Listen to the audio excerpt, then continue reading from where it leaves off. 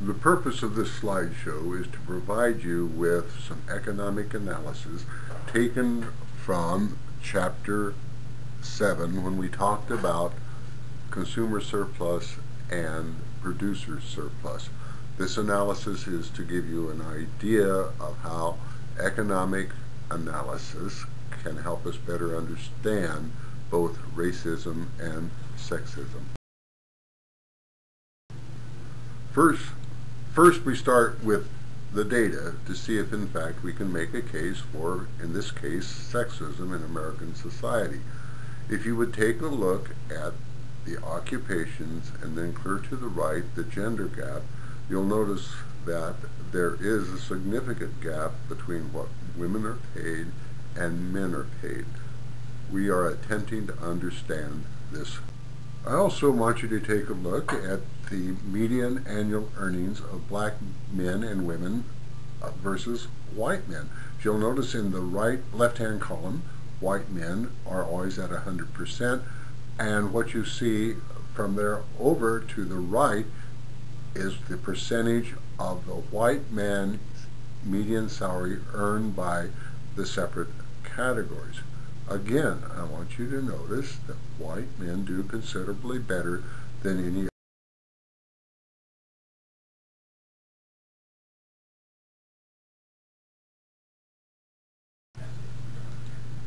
If we were in a face-to-face class, I would ask you what you think would be some of the reasons why there is this difference in wages.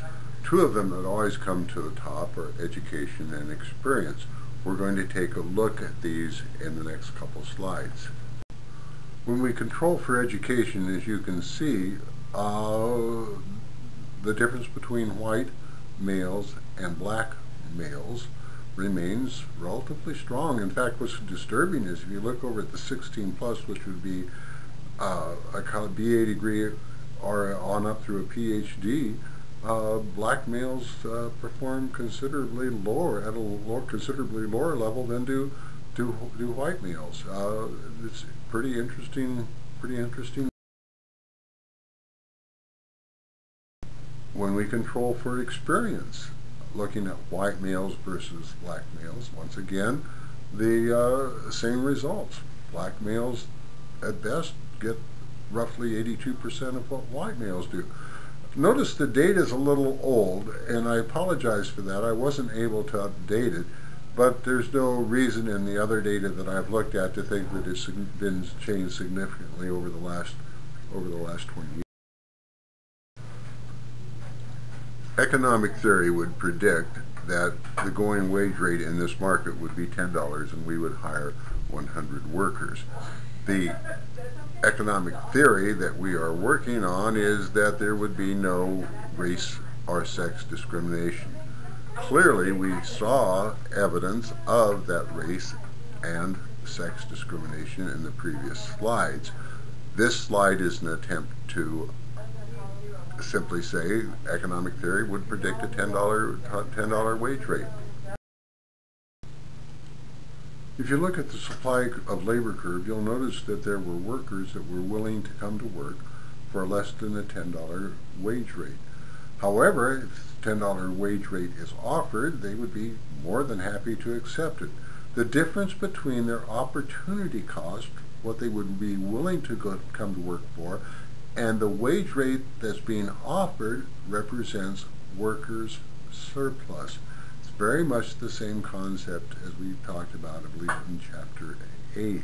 Notice workers' surplus is $500, the total wage bill is $1,000, and this would be now, if we were hiring labor in a purely competitive market, represented, and the wage rate was set as economic theory would.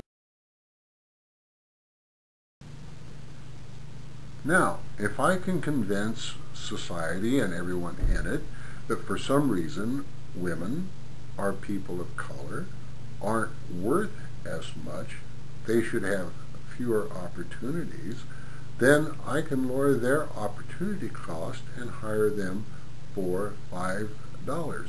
How do we do it? Well, let's see. Let's refer to women with the B word because that will diminish them and make them feel less valuable. Oh, and people of color, let's use the N word. Then that way they also can feel inferior and not worth as much. And because we've deprived them of opportunity, they will then be much more ready to come to work at $5, because what else are they going to do? Once again, look at the model. We're going to pay 50 workers $5 because they are not worth as much. We're going to pay the other 50 workers the full $10. Notice what happens to the wages paid to minorities. They're only going to pay them $250 total, 50 workers at $5 each.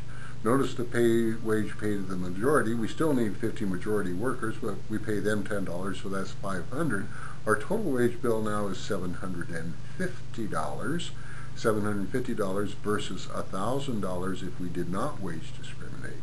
Notice what happens to workers' surplus. It gets shrunk down, but look at owner's surplus. It expands by the area of the rectangle, defined by $5, $10 over to $50. I believe that area is $250, which would be added to owner's surplus. That's the difference in the wage bill. I hope this helps understand why discrimination is so difficult for us to deal with. There is economic interest in maintaining those kinds of stereotypes that put minorities and women, quote, in their place. Thank you very much. I hope this